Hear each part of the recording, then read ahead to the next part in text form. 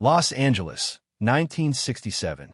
The summer sun hung low over the city, casting long golden shadows across the sprawling grounds of a private estate nestled in the hills above Hollywood. The air was thick with the scent of jasmine and the distant hum of traffic from Sunset Boulevard below. But here, behind the iron gates and the manicured hedges, a different kind of energy pulsed through the afternoon. It was the kind of energy that preceded something historic, something that would be whispered about for decades in gymnasiums and dojos and living rooms around the world. Because on this particular afternoon, in this particular place, two of the most dangerous men on the planet were about to meet for the first time. And neither of them had any idea that the next few minutes would change both of their lives forever. Muhammad Ali had arrived first. He stepped out of a black Cadillac with the easy confidence of a man who had already conquered the world and knew it. He was 25 years old, in the absolute prime of his physical powers, fresh off his destruction of Cleveland Williams and his demolition of Ernie Terrell. He moved like water and struck like lightning, and everyone who had ever stepped into the ring with him knew that facing Muhammad Ali was like facing a force of nature itself. His hands were the fastest in heavyweight history. His footwork was ballet and warfare combined into something that had never existed before and would never exist again. He had called himself the greatest, and the world had been forced to agree. Now he stood in the California sunshine, his silk shirt open at the collar, his eyes scanning the property with the relaxed alertness of a predator who had never known defeat. The man who had arranged this meeting was a film producer named Fred Weintraub, a visionary who understood that the future of action cinema was about to change forever. He had seen something in a young martial artist from Hong Kong, something that transcended technique and entered the realm of pure human potential. And he had become convinced that if he could just get these two men in the same room, something magical would happen. He had been right about many things in his career, but he had no idea just how right he was about this. Bruce Lee arrived without fanfare.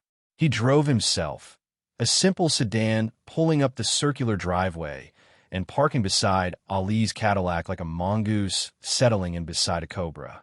He was 31 years old, still unknown to most of America, still fighting for every opportunity in an industry that did not know what to do with an Asian leading man. He had been rejected and dismissed and underestimated at every turn. But those who had trained with him, those who had seen what he could do when he stopped holding back, they knew something that the rest of the world would soon discover. They knew that Bruce Lee was not merely a martial artist. He was something else entirely. He was speed itself, given human form. The two men saw each other across the flagstone patio, and for a moment, neither moved. Ali was taller by nearly 6 inches, heavier by almost 80 pounds. His reach advantage was enormous. By every conventional measure of combat, he should have been the overwhelming favorite in any physical confrontation. But Bruce Lee did not operate by conventional measures. He had spent his entire life destroying conventional measures. Fred Weintraub made the introductions, his voice slightly nervous as he brought together the heavyweight champion of the world and the unknown martial artist he was trying to turn into a star. Ali extended his hand with the easy charm that had made him as beloved as he was feared. "So you're the cat I've been hearing about," he said, his voice carrying that musical quality that made everything he said sound like poetry. "They tell me you're fast. They tell me you're the fastest man in martial arts." He smiled, that famous smile that had graced 1,000 magazine covers. "But I'm the fastest man in the world. In any art." Bruce Lee shook his hand, and those who were watching noticed something in his eyes. It was not intimidation. It was not awe. It was something closer to curiosity, the look of a scientist encountering an interesting specimen. "I have studied your fights," Bruce said, his voice soft but carrying a strange intensity. "You are remarkable. Your hands, your movement, I have never seen anything like in boxing." He paused, and his head tilted slightly to one side. But boxing is not fighting. And speed is not just about how fast you can throw a punch. The air between them seemed to change. Ali's smile remained, but something shifted in his posture. He was used to being challenged. He had built his entire career on challenging and being challenged. But there was something in the way this small man spoke that was different from the trash talk of heavyweights and the boasts of contenders. There was no bravado in Bruce Lee's voice. There was simply certainty, as calm and immovable as mathematics. "Oh, is that right?" Ali said, and his voice took on that playful edge that reporters loved and opponents dreaded. "You think you're faster than me? Little man, I've knocked out men twice your size before they even saw my fist coming.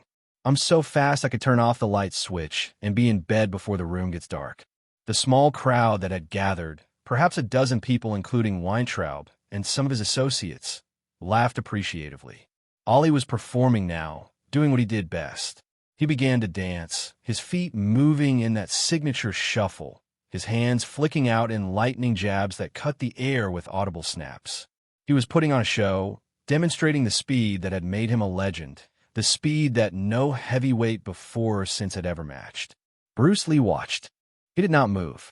He did not smile. He simply watched, his dark eyes tracking Ali's movements with an intensity that was almost unsettling.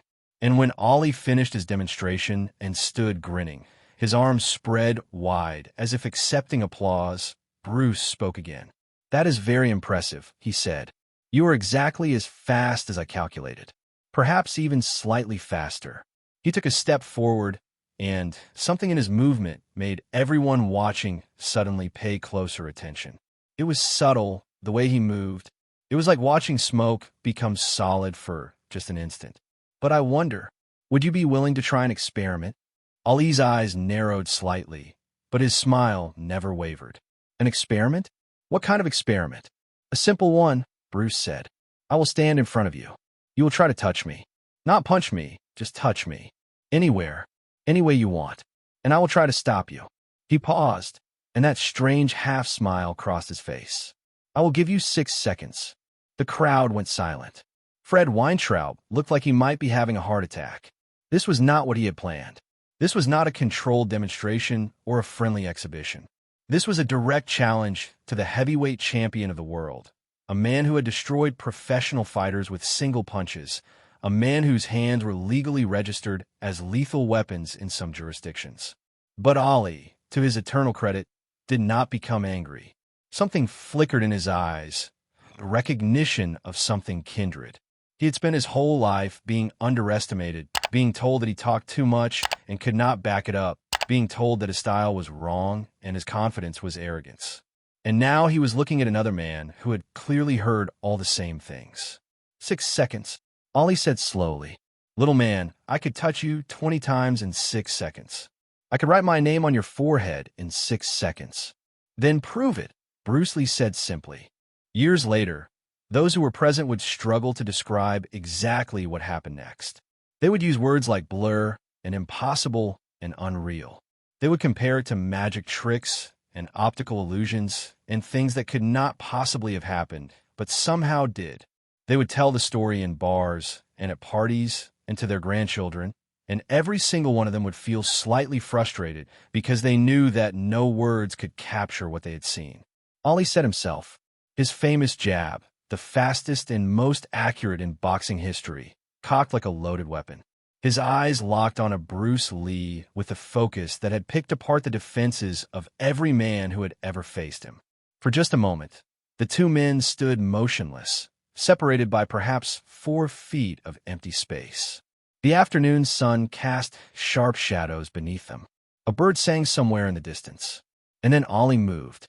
His jab shot out like a piston, a punch that had traveled this exact path literally millions of times, a punch that had been perfected through thousands of hours of training until it was as natural and as fast as a blink. It crossed the space between them in a fraction of a second, aimed directly at Bruce Lee's chest, a simple touch that would prove a point. It hit nothing but air. Bruce Lee was not there. He was 3 inches to the left, having moved at some point during the punch's travel, having shifted his entire body in the time it took Ali's fist to cross 40 inches of space.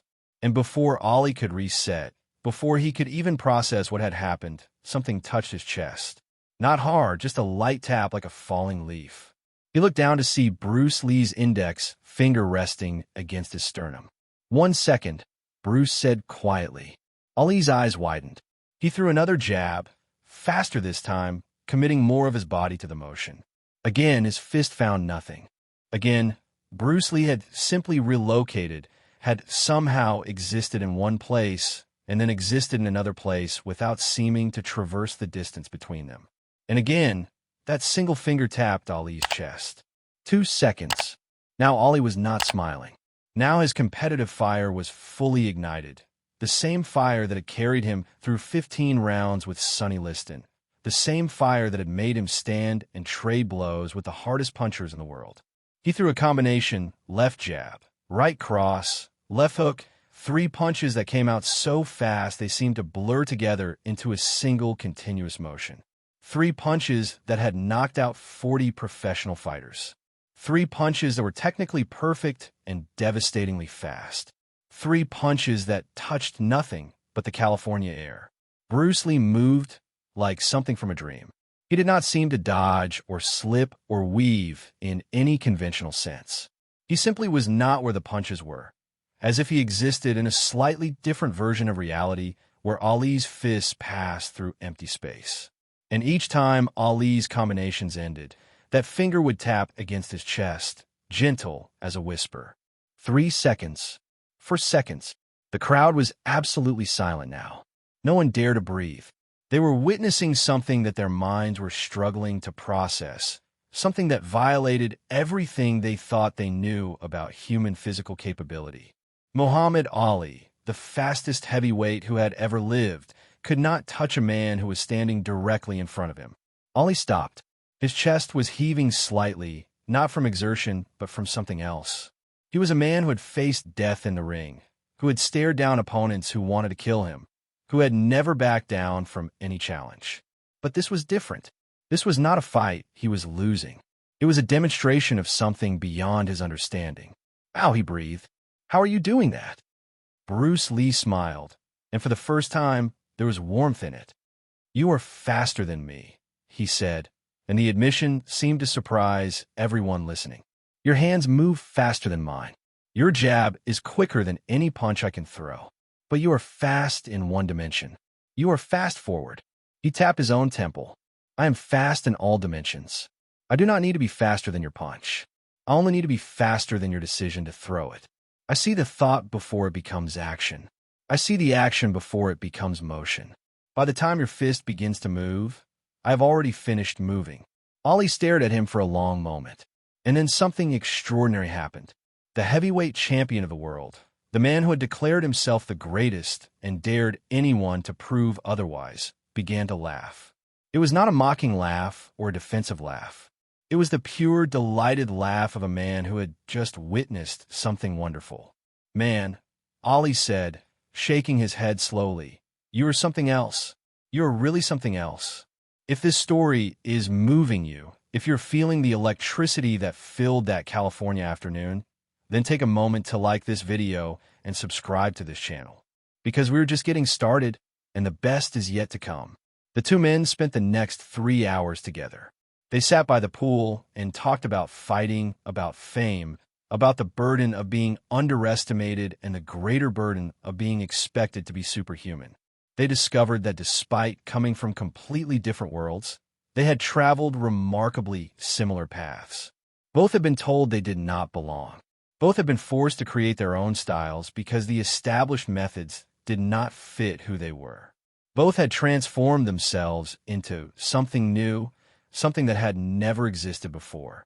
Ali spoke about growing up in Louisville, about the racism he had faced, and the way boxing had become his voice when society had tried to silence him. He talked about the loneliness of being at the top, about how everyone wanted something from him, and very few people saw him as a human being rather than a symbol or a commodity. He talked about his faith and his politics, and his belief that a man had to stand for something or he would fall for anything. Bruce listened with an intensity that Ali had rarely encountered. Most people who met the champion were too starstruck to really hear what he was saying. But this strange, quiet man absorbed every word as if he were downloading it directly into his consciousness. And when he spoke, his responses showed that he had understood not just the words but the meaning beneath them. "We are the same," Bruce said at one point. We are both men who were told that our place was small, that we should be grateful for whatever crumbs we were given. And we both refused. We both said, no, I will not be what you want me to be. I will be what I know I can be. He looked out over the Los Angeles skyline, his eyes distant. They tell me I cannot be a leading man because I am Chinese. They tell me American audiences will not accept an Asian hero. But I know something they do not know. I know that a hero is not defined by his face or his origin. A hero is defined by his heart. And when they see what I can do, they will forget what I look like. They will only remember how I made them feel. Ollie nodded slowly. I know exactly what you mean, brother. When I first started calling myself the greatest, they said I was arrogant. They said a black man should be humble, should know his place, should let his fists do the talking and keep his mouth shut. But I knew that my words were as much a part of my fight as my punches. I knew that every time I spoke up, I was fighting for every black kid who had been told to stay quiet and stay small.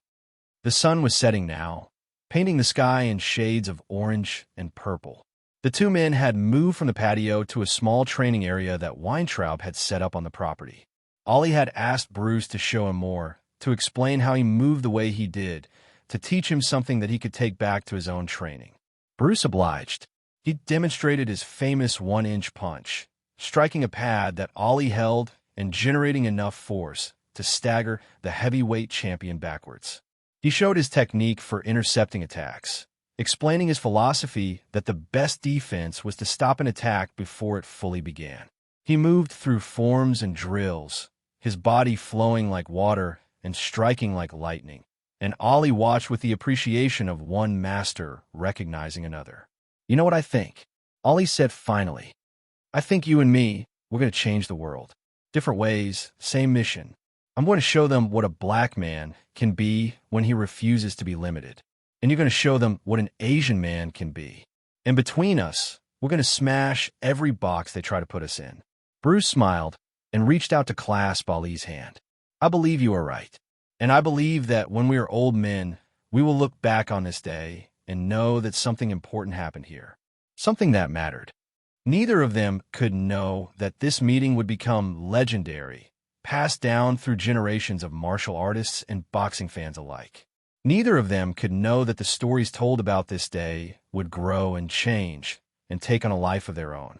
But both of them felt it, that sense of standing at a crossroads, of meeting someone who would matter in your life forever. Before they parted, Ollie made a prediction.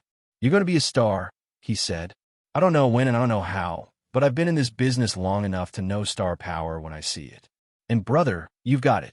You've got something I've never seen before. Something that's going to change everything. Bruce shook his head modestly. I'm just a man who has studied and practiced. There is nothing special about me except my refusal to accept limits. Ollie laughed again, that big booming laugh that could fill a stadium. Man, that's the most special thing there is. Don't you understand? Most people accept limits every day, every minute. They look at the boxes the world builds for them, and they climb right in and close the lid. What you do, what I do, refusing to accept those limits, that's the rarest thing in the world. That's what makes us who we are. The years that followed would prove Ollie right. Bruce Lee became exactly the star that Ollie had predicted, though the path was longer and harder than either of them could have imagined. He returned to Hong Kong and became the biggest movie star in Asia. He came back to Hollywood and broke down doors that had been closed to Asian performers for generations. He created a new kind of action cinema, a new kind of hero, a new vision of what was possible. And throughout his rise, he never forgot that afternoon in the Hollywood Hills. He spoke of Ollie often, in interviews and in private conversations with students. He described the champion as a kindred spirit, a fellow traveler on the path of self-expression and self-actualization. He said that meeting Ollie had confirmed something he had always believed, that the greatest warriors were not those who could defeat others, but those who could overcome themselves. Ollie, for his part, told the story of his encounter with Bruce Lee for the rest of his life. He told it to reporters and to training partners, to friends and to strangers. He described how a small man had humbled him that afternoon, not through violence or aggression, but through a simple demonstration of possibility. He said that watching Bruce Lee move had taught him something about his own limitations, had shown him that there was always more to learn, always another level to reach. That little man, Ollie would say, shaking his head with a smile, was the only person I ever met who made me feel slow. And you know what? I wasn't even mad about it. I was grateful, because he showed me that speed wasn't what I thought it was. Speed wasn't just about how fast you could move your hands. Speed was about how fast you could think, how fast you could adapt, how fast you could become something new. The friendship between them continued, though their paths rarely crossed. They were both too famous, too busy, too consumed by their respective missions. But whenever they did meet, there was that instant recognition, that bond that had been formed on a single afternoon when two legends had tested each other and found not rivals but brothers.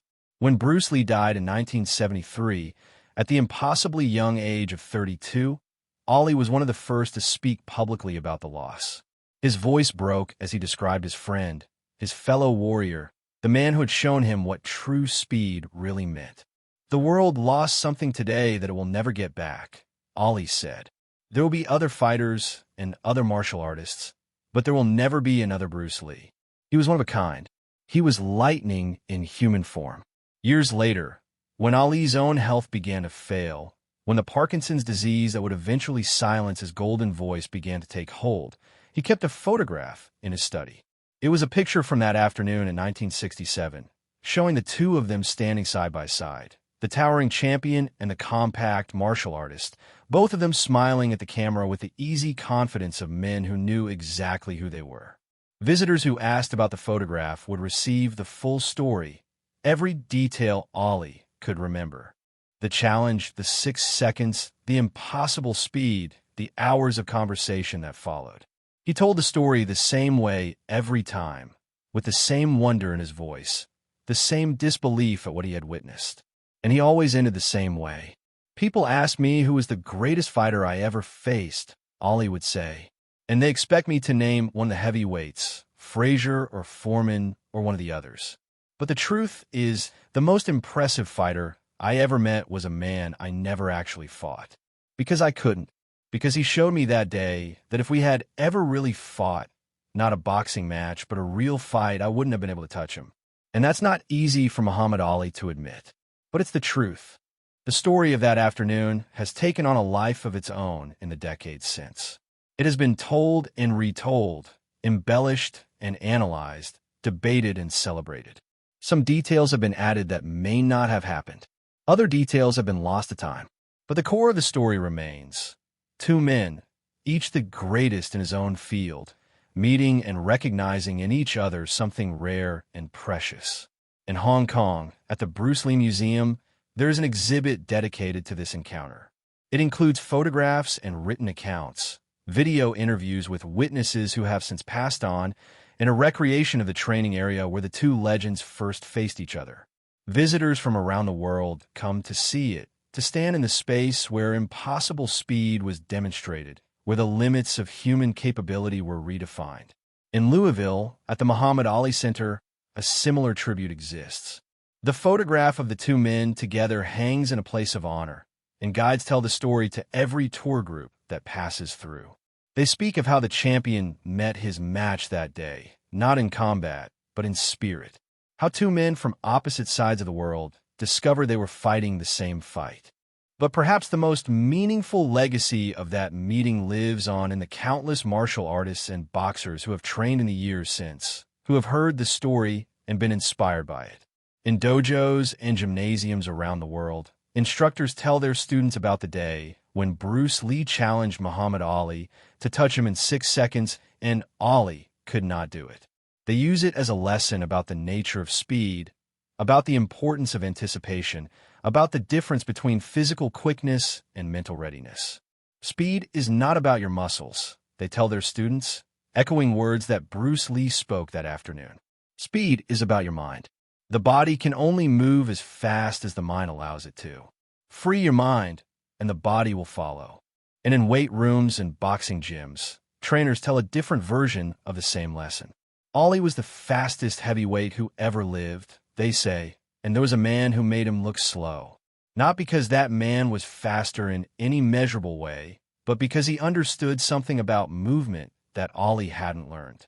He understood that the fight is won before the first punch is thrown. He understood that true speed is the ability to be where your opponent isn't.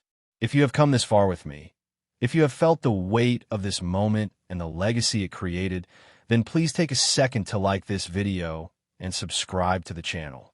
Your support allows us to continue telling these stories, to continue honoring the legends who changed our world. The afternoon shadows had grown long by the time Ali's Cadillac pulled away from the estate. Bruce Lee stood in the driveway, watching until the car disappeared around a curve in the road. Weintraub approached him, still slightly dazed by everything he had witnessed. "So," the producer said, "what did you think of the champ?" Bruce was silent for a moment, his eyes still fixed on the point where Ali had vanished. When he spoke, his voice was soft, almost reverent. "He is everything they say he is," Bruce said. "He is strong and fast and beautiful to watch. But more than that, he is free. He has made himself free in a world that wants to cage him. That is the most impressive thing about him. That is what makes him the greatest." Weintraub nodded, though he was not entirely sure he understood. "And what about you? Do you think you're the greatest in your field?" Bruce turned to look at him, and there was something in his eyes that Weintraub had never seen before. It was not arrogance, though it could have been mistaken for it. It was certainty, the deep, unshakable certainty of a man who knew exactly what he was capable of. "I do not think about being the greatest," Bruce said. "I think about being the most complete version of myself. I think about expressing my art fully and honestly, without compromise and without limitation. Whether that makes me the greatest is not for me to say.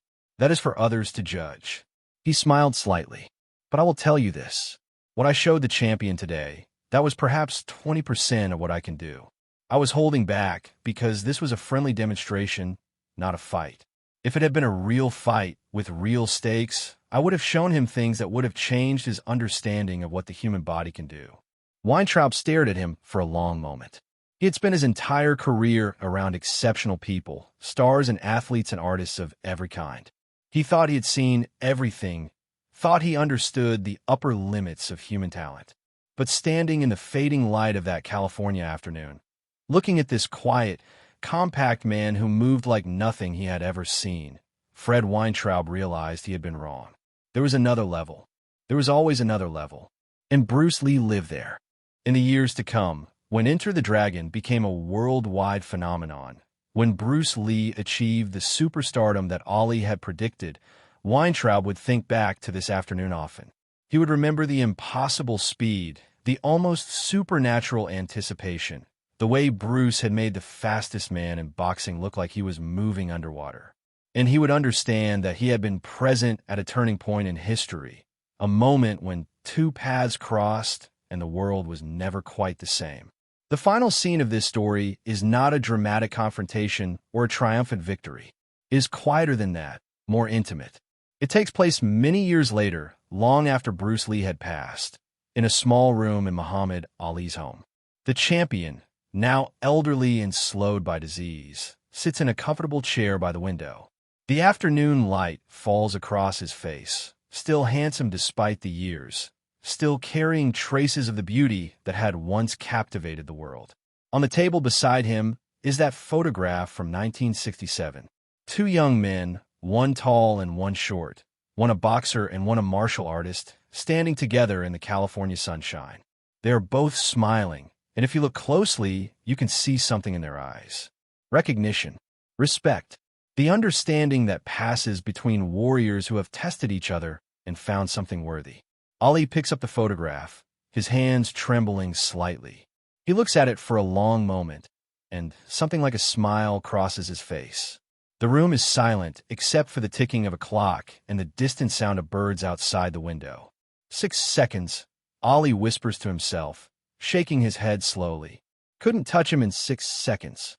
He sets the photograph back on the table, positioning it carefully so that the light falls across both faces. And then he closes his eyes, and perhaps he is remembering. Perhaps he is back in that moment, young and strong and fast, facing a man who is somehow faster. Perhaps he can feel the California sun on his face and hear the shocked silence of the crowd when his legendary hands found nothing but empty air. Or perhaps he is simply resting, an old warrior at peace with his memories. The photograph remains where he placed it, two legends frozen in time, forever young, forever challenging each other to be more than they were. The afternoon light fades slowly, but the image stays clear. Two men who refused to accept limits. Two men who showed the world what was possible. Two men who, on one extraordinary afternoon, discovered they were not so different after all. And somewhere, in dojos and gymnasiums around the world, young people continue to train. They throw punches and practice kicks. They work on their speed and their timing and their technique. And some of them have heard the story, the legend of the day when Bruce Lee told Muhammad Ali to try his best shot and the champion could not touch him. They train a little harder when they remember that story. They push themselves a little further because they know now that there is always another level. There's always more speed to find, more skill to develop, more potential to unlock. That is the true legacy of that afternoon in 1967. Not who was faster or who would have won a real fight. Those questions miss the point entirely. The true legacy is the inspiration, the proof that human beings can transcend what seems possible, the reminder that the limits we accept are usually far below the limits we could reach. Bruce Lee knew this. Muhammad Ali knew this. And now you know it too. Thank you for watching. If this story has touched you, if you feel the electricity of that moment when two legends faced each other and changed the world, then please subscribe to this channel. Hit the bell so you never miss a video. And share this story with someone who needs to hear it, someone who might be accepting limits they do not need to accept. Because the truth is, we all have more speed in us. We all have more power and more potential than we have been led to believe. And sometimes all it takes is a story, a reminder of what is possible to help us find it. Until next time, keep moving, keep fighting, keep reaching for that next level. Because it is there, it is waiting for you. And the only thing standing between you and your own legendary moment is the decision to refuse limits. Be like water, my friends. Be like water.